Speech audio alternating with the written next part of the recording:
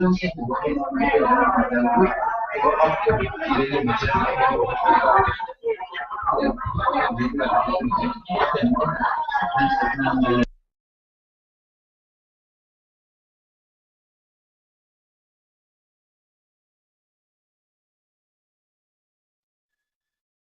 I'm in, David. What are you doing? Haven't heard your introduction. Hi. I didn't get that last bit, but I guess you're asking me what I'm doing, right? Yeah. Okay. So yeah, I mean, I'm a bit of a misfit, really. You know, I'm traveling all over the place, going to volunteering for conferences, joining different networks, and I did that stuff for a long time, since about, not a long time, but since 2011, for 2 years. Sorry, I said a long time because I divide my life into like prior to and post major event. But anyway, it doesn't really matter. I got sick, I got better, and then my whole life course changed. And since then, I started working in those circles and ran around trying to do too much. And now I'm back in Ireland to set up here. So I'm looking into the different initiatives going on in Ireland and trying to connect folk and ideas here. Really, that's kind of it. You'll get it off me over the time. Like each time somebody brings something else in, I'm quite efficient with connecting them to other people, a bit like a human hub in that sense. But yeah, I'm actually writing what I think I'll say, so you'll get it later in the 3 minutes when everybody joins.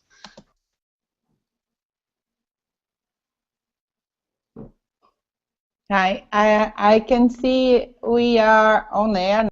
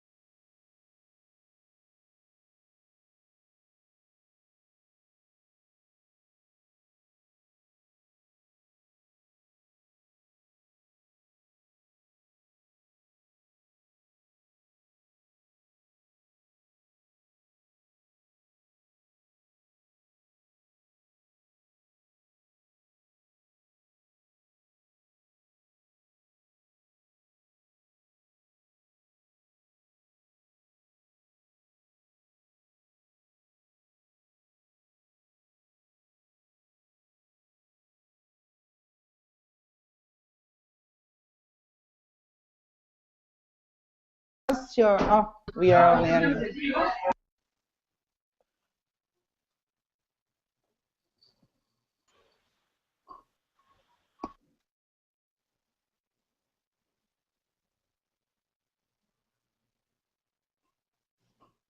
We are on air, but we haven't shared it widely yet, so it's good just to be around here for a couple of more minutes. People are here still going into the room, so I guess it will take 5-7 minutes to get them into the other room, so it's more quiet here. So I will mute the microphone, and you can just continue to be there and speak with each other.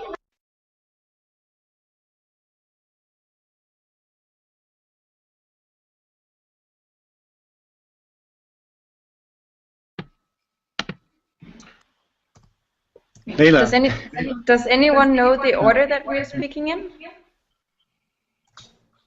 Oh no. No. Oh, there's another here in the program. Oh, really? Yes, there is another. It's Annie, then Leila, then Rehan. But I don't know if they are going. Betula is going to talk. Oh, great. Thanks, Vicky. I just saw the list now.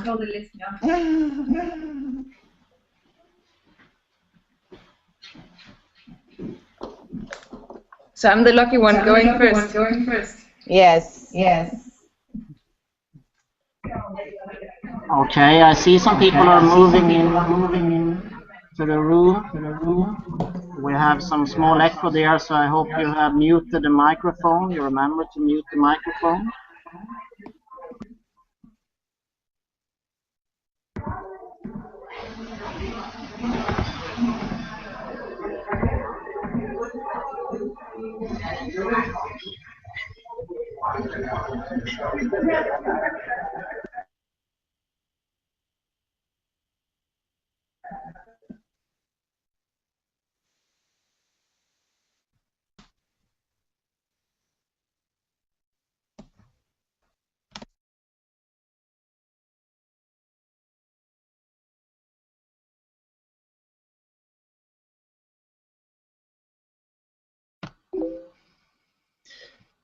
But Ola, have you given the link to Anna? To Anna? The live link? I gave it just now to you there, so you can share it wider there. Okay, just now on Facebook. Okay. Okay. So it's out there, and the final people are moving into the room. But I think we can start. I see there are some viewers coming into here, so I just start a little bit to introduce you here. We have Anna here from, I guess you're in Germany now. Kids Have a Dream. We have Leila Pace de Miranda from Molecular IDs in Brazil. We have Rian Alawala, 1 Million Business and the Rihan School from Pakistan. Relate Lukjanska, we hope to have here in a few minutes from Latvia. And Fatim Sarabias from Morocco. And Eric Schneider from Germany as well. And Evan from, where are you now? I didn't hear you. I think it's in Germany. And we have Cynthia. She should be there. She is coming into the share right now. She's in California. So while waiting here for the people to joining up, we have 10 viewers now. So we went from 2 just a few minutes ago. And when we see some more action, we can start with Anna here to introduce yourself a few minutes, and then we take the people in the row here and go into some questions there. What have you heard so far? What are your feeling about today? Have you followed the first lineup here from Oslo? I leave it open there. I unfortunately haven't been able to follow today, but I'm really excited to see what's going to happen in the chat now, and it's just a pleasure to see people joining from so many places.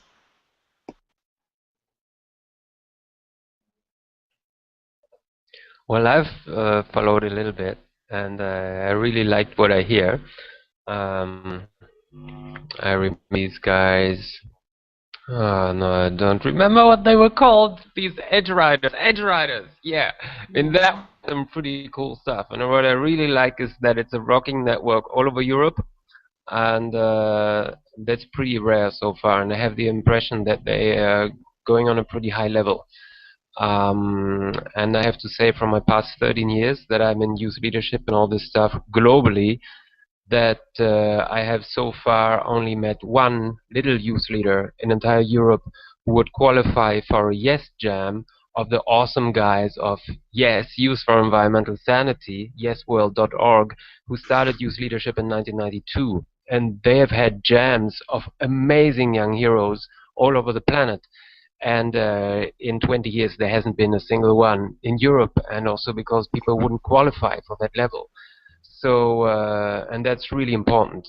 This amazing, passionate spirit, that makes these people conquer headlines, national television, everything, and get big support, is so far very little present in Europe, from my global perspective. And if you see some of those heroes, how they shine, and at 17 they're 4-time Nobel Peace Laureates. We don't have that in Europe.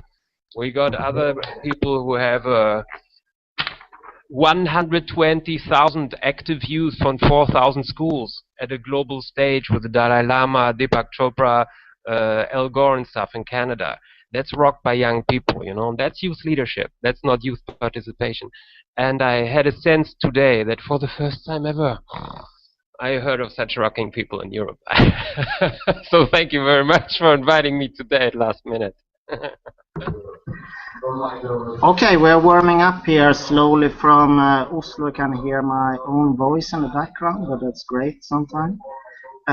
We have so far 2-3 hours here with a nice discussion and close to the water in Oslo, and we will go very quickly through the people here in the lineup, starting with Anna from, I think you're in Berlin right now. Annika Richard, Kids Have a Dream.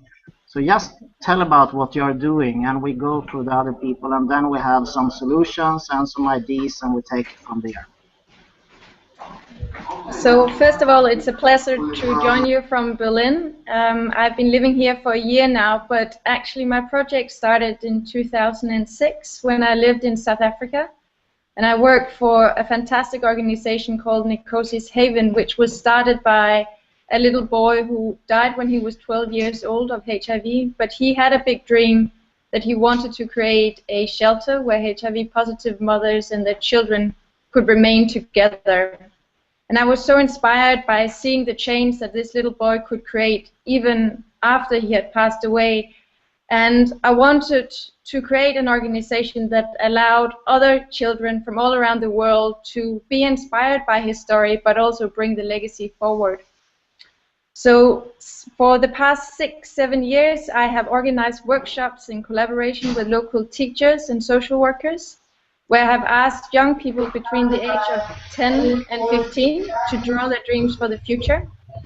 And after each workshop, I collect the dreams, and now 7 times I have organized exhibitions, mainly in Scandinavia, but also in Japan, where I have shown dreams from 23 countries, mainly to young people, but the whole idea is to use the ideas and inspiration from young people to inspire essentially the entire globe, not just young people.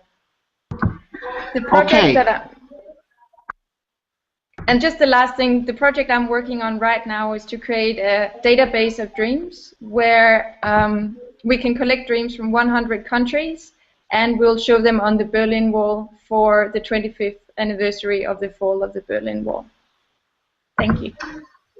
Okay, Anna, I think you have to go out from the Hangout and go in again because we can't see the other people. But we continue with Cynthia LaGrue from California, and hope it will work. It's a very dynamic environment, this, and we're learning from day to day how to manage it.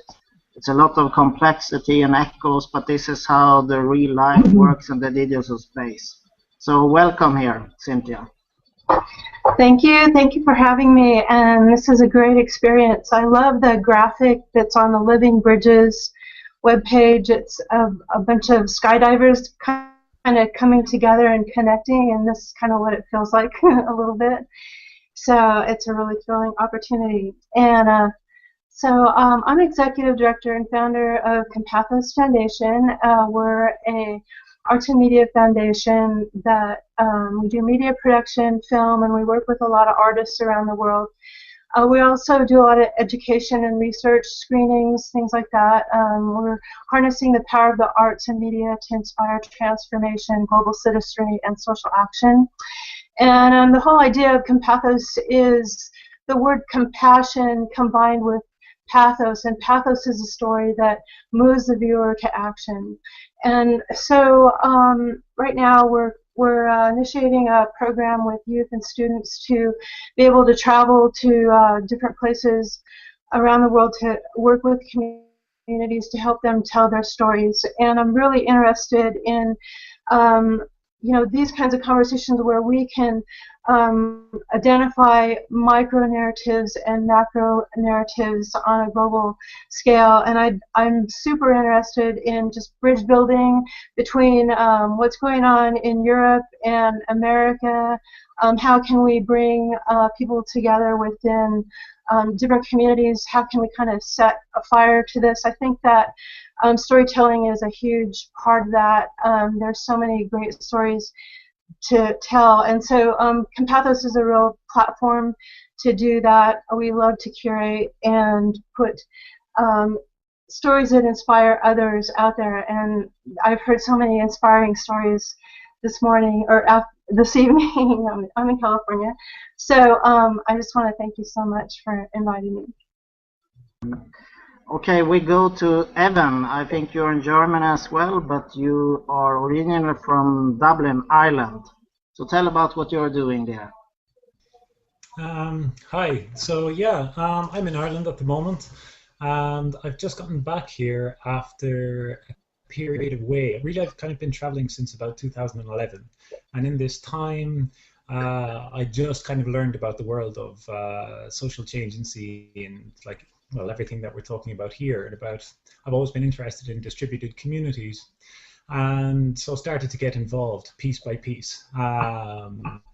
Attending different events, participating, and I suppose reading local newspapers, finding out what different governments are offering and everything else. I'm sure you're all very familiar with the process.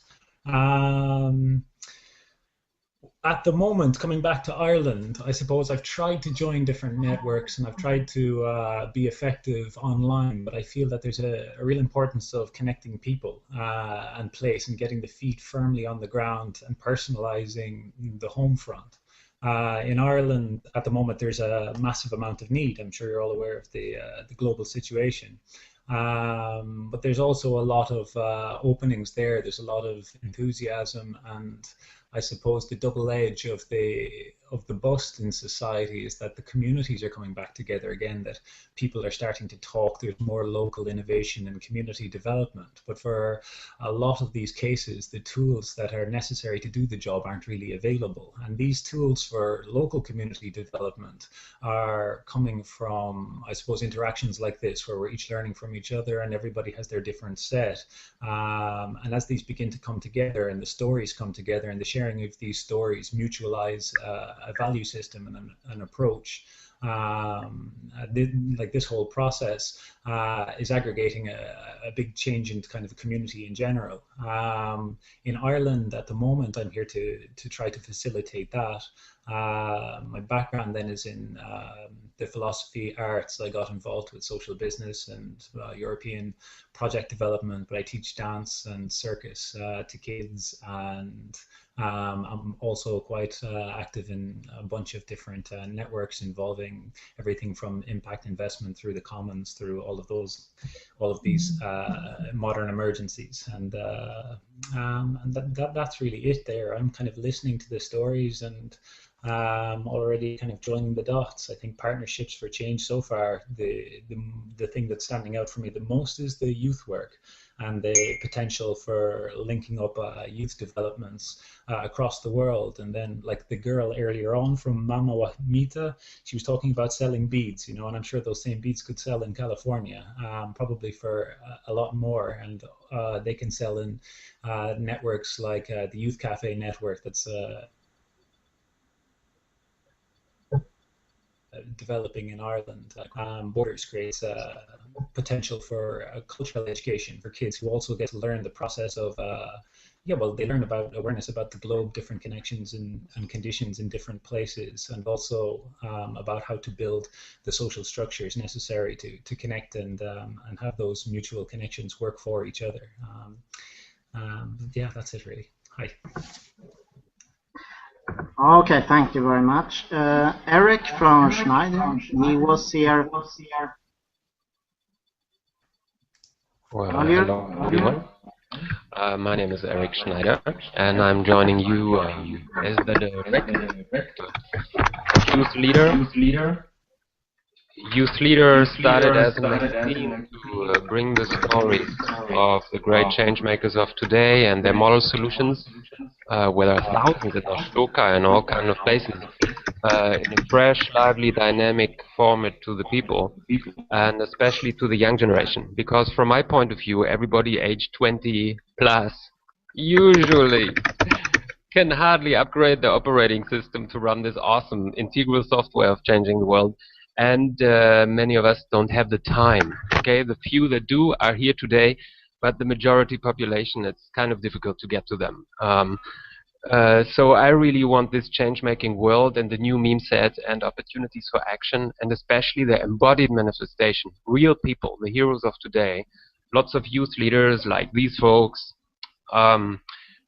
in schools today. And as you've seen here, these are posters. These are very small printouts. You can print them out big. Imagine an exhibit of 40 such posters, along with QR codes, videos, teaching tools, take action packs, and even a monthly webcast tuned to current United Nations days. Upcoming is Day of Youth, then comes Day of Peace for peacemakers, then comes UN Habitat for lots of model solutions for changing the awesome city we all want to live in.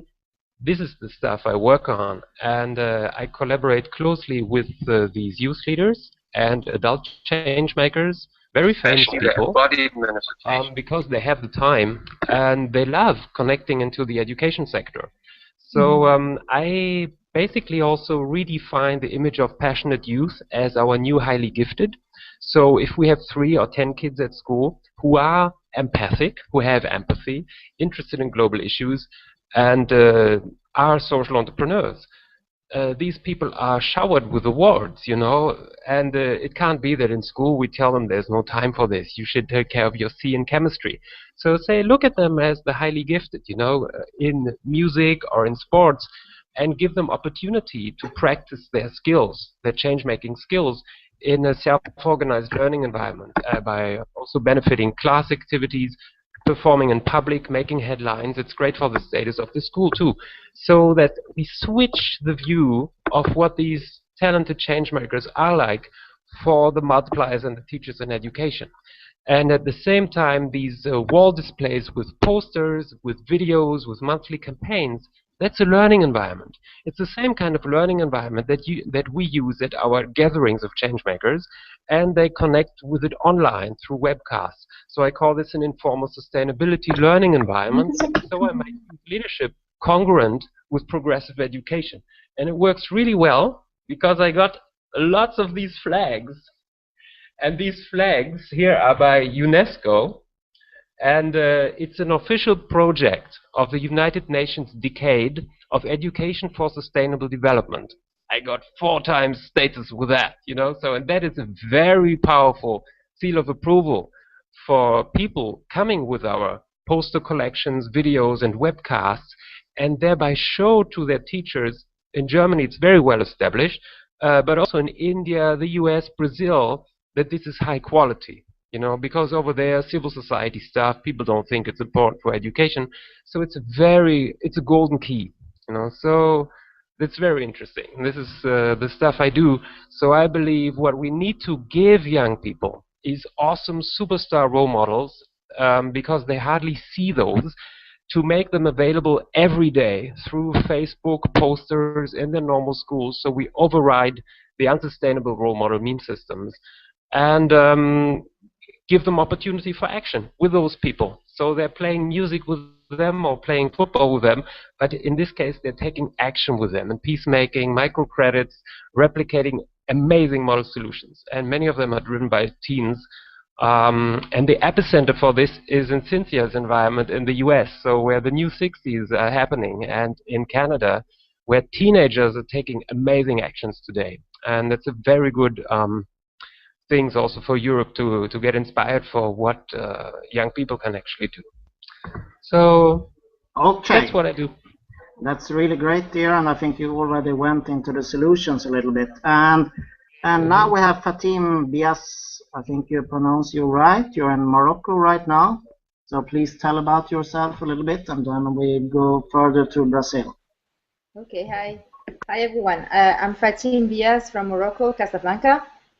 I'm really happy to join this Hangout about communities, social media, things like that. It's for me, I discovered the word of, oh, can you hear me? Yeah. I discovered the word of community, let's say 2 years ago during a round the world travel, where I met a lot of people during my trip, and that was the first meeting. That was the first time that I understood how powerful it was to belong to a community. And then I entered in the startup world, and once again I understand how powerful it was to belong to this community of startuppers. I was in Paris at that time, and now I'm back to, I live in Morocco, where I started the co-working space, which is now based on a community. We want to build a community of entrepreneurs, freelance, and startuppers here. And I realized that we really need to give here in Morocco hope and role models to entrepreneurs, because people are not, they don't know that they can make the change. They don't know that they can build new companies and do things by themselves. They are more often waiting for things to happen. They want, I mean, the state to build things for them, companies to give them jobs, but they are not very proactive. They don't have this state of mind. And one of the goals with what we are doing is to try to make them understand that they can do things, that they can change their world by taking this first step, that by wanting to improve things. And we try to organize some meetings with the social leaders or famous entrepreneurs all over the world, to connect them with these entrepreneurs here in Morocco, or young people, to make them understand that it's not about the money, it's not about your family or whatever. It's about you, it's about yourself, it's about wanting to make something about your life. And this is very key in the work we are trying to do. The other thing is I was very it's in Morocco since 4 days. We had a big national problem. I don't know if you heard about it. A pedophile, a guy that raped 11 children was released by the king, and it's very important to see how social media is playing now a big role in our society, because thanks to the people, things have changed. And it's important to introduce this social media in the Moroccan society. It's quite new today to see how social media can be powerful and can change a decision that could be taken by the highest authority here. So thanks. Okay, so Leila in Brazil, what are you up to there? I think you have a small gathering, so tell about it. Yes, I have a small gathering there outside, and here is two little, just three guys that study here with us. So many interesting. I love to follow in the morning, the morning for me, and thank you. And in the Oslo events, many really good initiatives and amazing. And these guys here with all these projects, very interesting too. I really like the multiversity. And we here in Brazil, we are working since 1996 in a software company. So it's a company, but what we believe is that any place can have an impact or really do something for the community, our local community here, and now like local community too.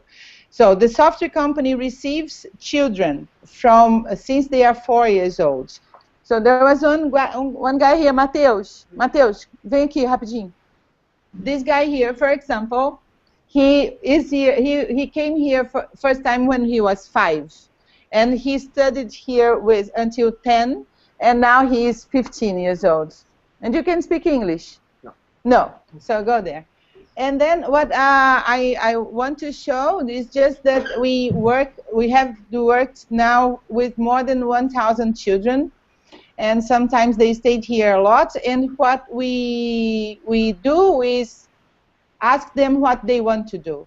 So we work with the desire, really the desire, even if the desire is something that we can think it's a little bit crazy, or because of Disney, or because of something, television and games and everything. We work from this point, that is what they really like, and then we interact with them, and we have we are a software technological company, so we have lots of things that they can use to develop their own ideas. So they can program games, they can do things like this, I don't know, it's a lots of things, robots, and the other one was with an helicopter here. What's the name of that? It's a helicopter.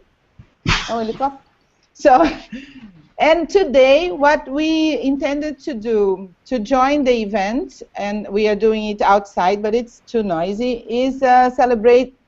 We tried to celebrate the future that we could create in 10 days. So 10 days ago, we began to, with the group that comes here, to what are we going to celebrate in 10 days? And what we did was like food. So we started to reflect about food, and we tried to bring local food, and then all of the reflections and everything that comes with this. What is local food?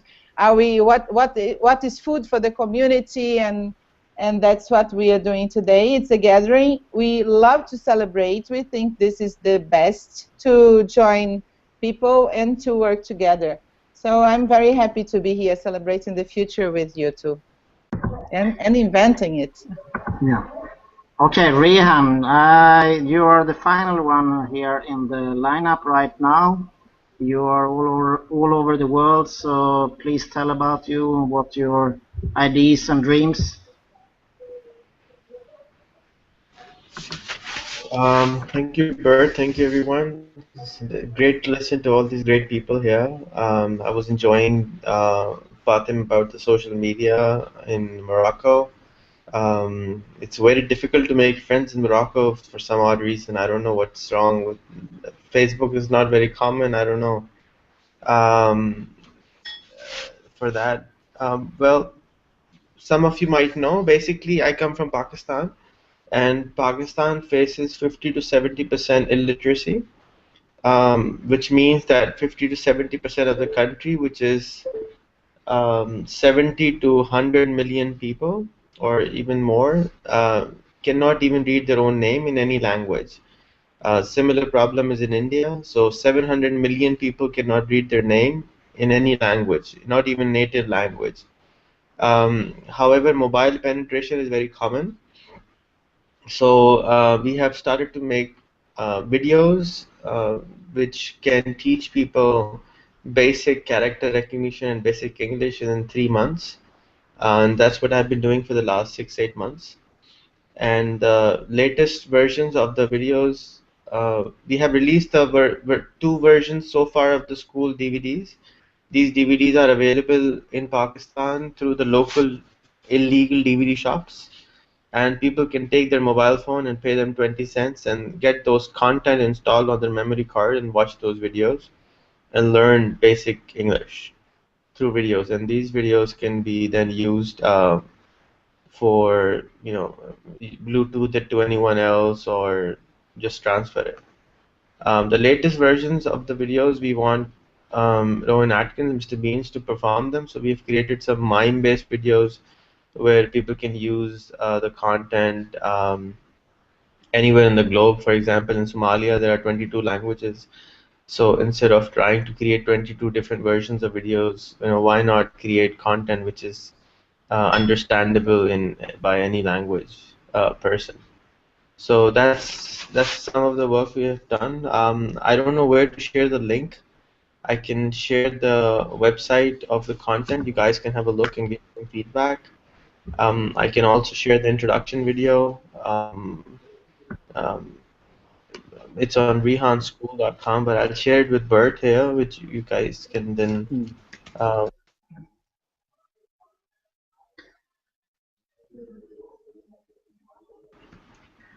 Any questions?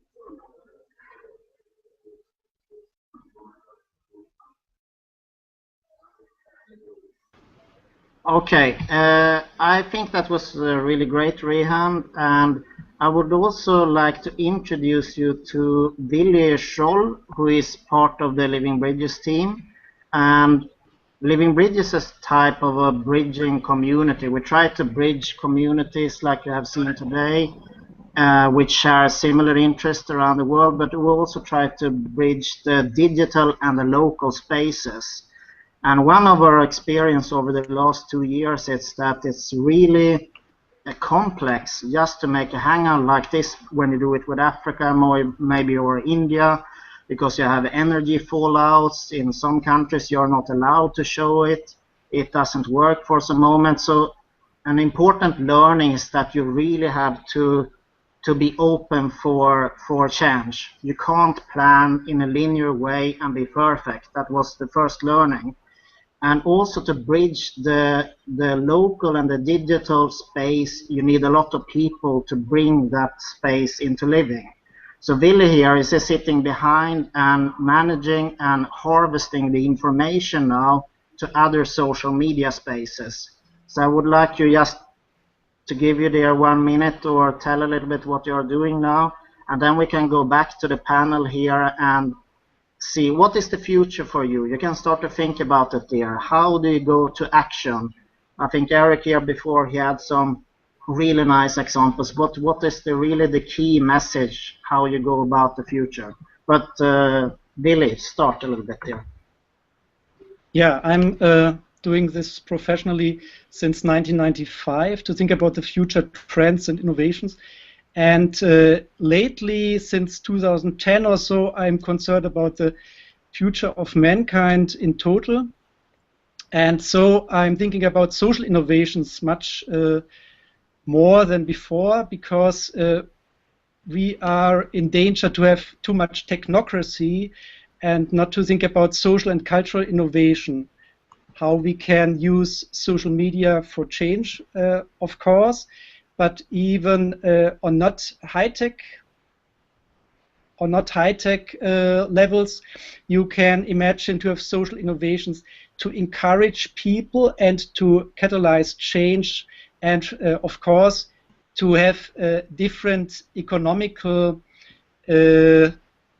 systems or currencies, as we've heard from Nadia Eliman from Edge Riders. She was talking about public health, very radical guy who I met here in Berlin, and he actually is living without money, and I hope we have solutions who are more compatible with mass and mainstream, else maybe one day we lose control of all of it and we have no choice and actually we live without money.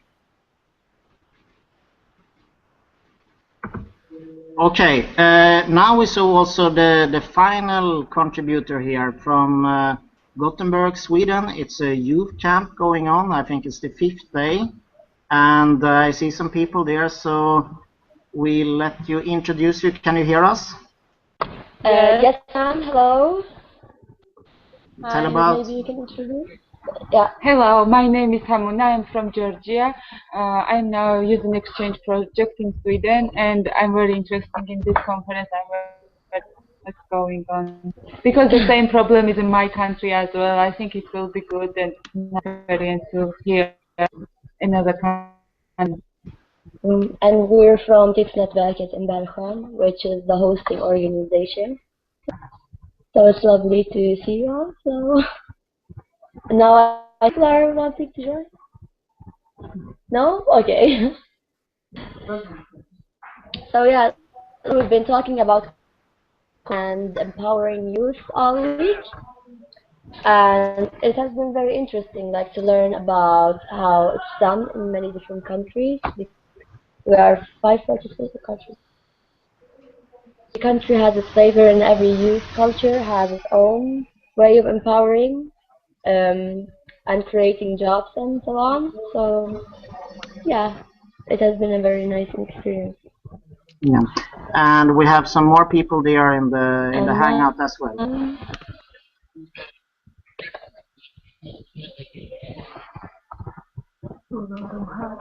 Do you hear us clearly now? Yeah, we can hear you, but it is a little bit blurry there. So we go to Anna in Berlin there, and if you have some headset, it's great. Otherwise, we continue. Okay. So, okay, Anna there. From what you have heard here, what do you think is the really key to go to the next step? What do you mean? Wait, yeah, if we are going to the future, and to empowering youth, what is the most important part? What should institutions do? How could you support movement forward?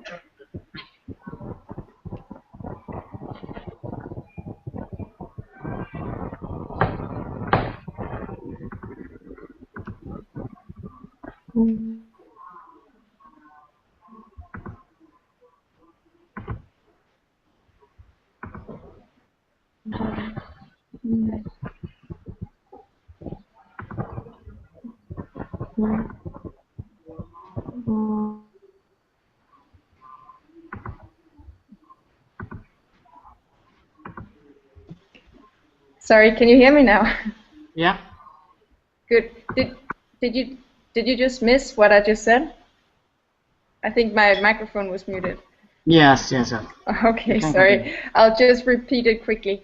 I think the most important part is that we need to learn how we can design organizations that have the ability to go viral very, very quickly, and empower all the people in the network to become active. So it's a totally different approach to how we build organizations in the past that was sort of a top-down, but I don't even want to say a bottom-up, because I think we have to rethink the way that we create organizations to allow people to be much more networked and much more connected on a global level.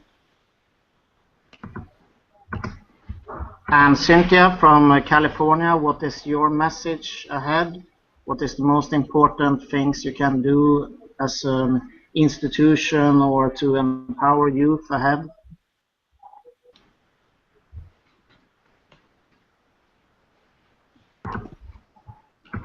She went away there, so we take Fatim from Morocco.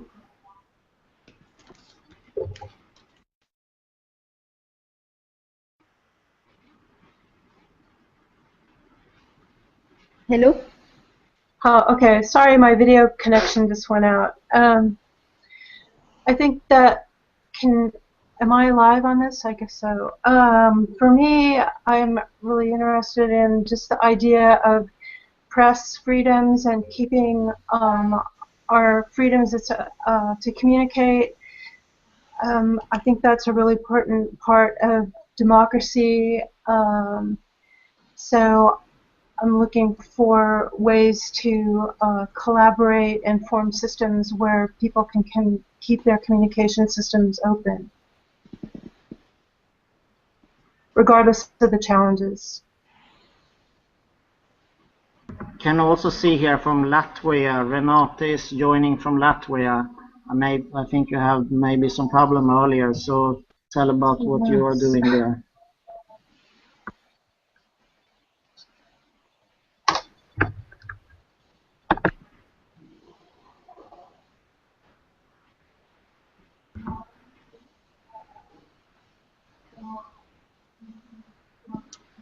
Can't hear you. I can't hear you, Renate.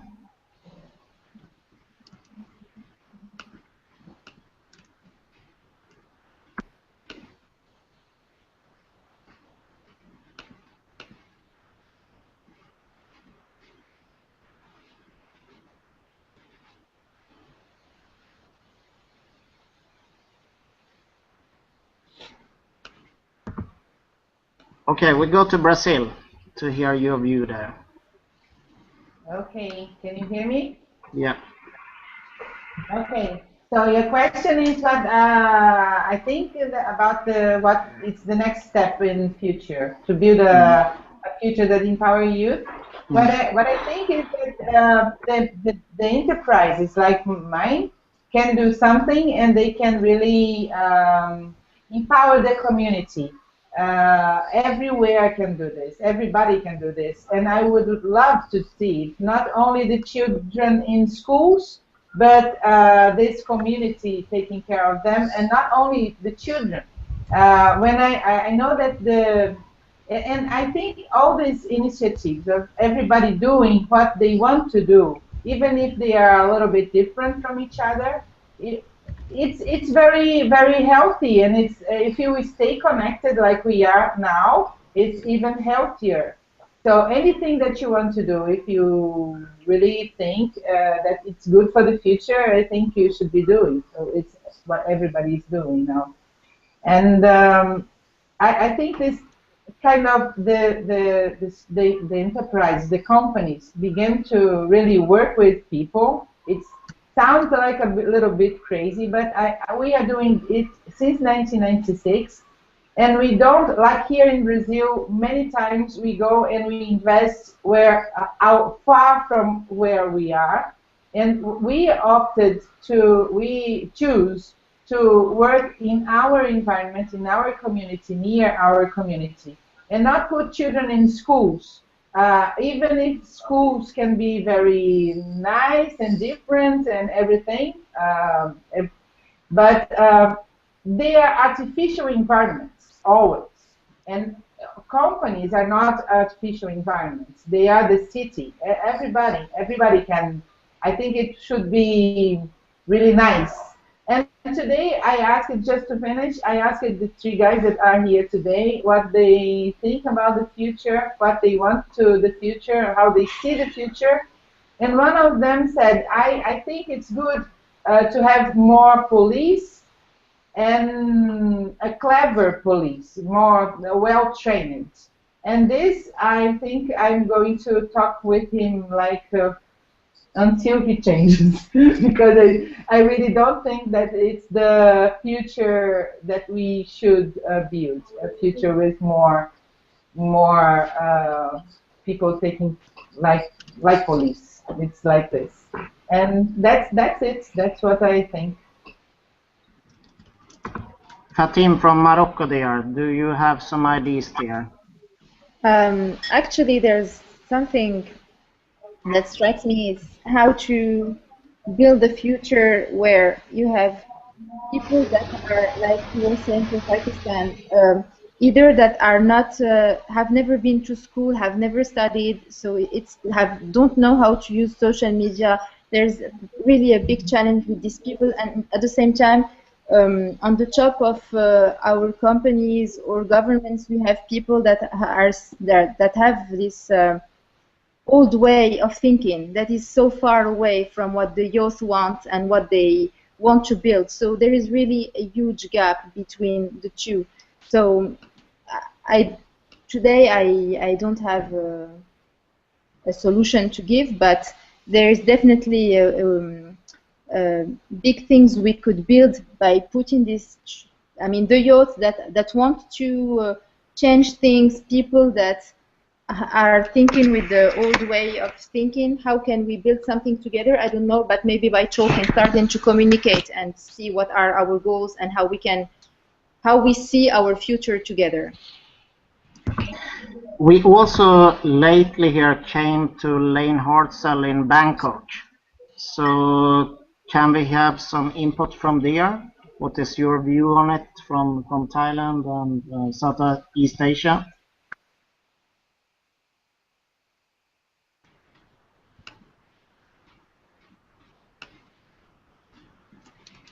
Are you able to hear me? Hello? Yeah, we can hear you.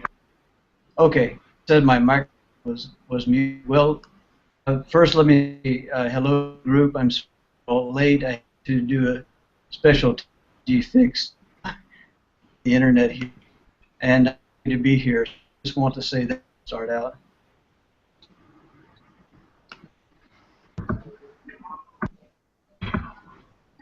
Okay, and what are you doing there right now in Bangkok? At the very moment, it's 1:30 in the morning, and I'm in Bangkok for meetings related to the Asia Institute. And what are you doing there, and what is your engagement? I know you're involved in the new type of collaborative systems there. How could they be part in engaging youth? Okay, yes. Work is philosophy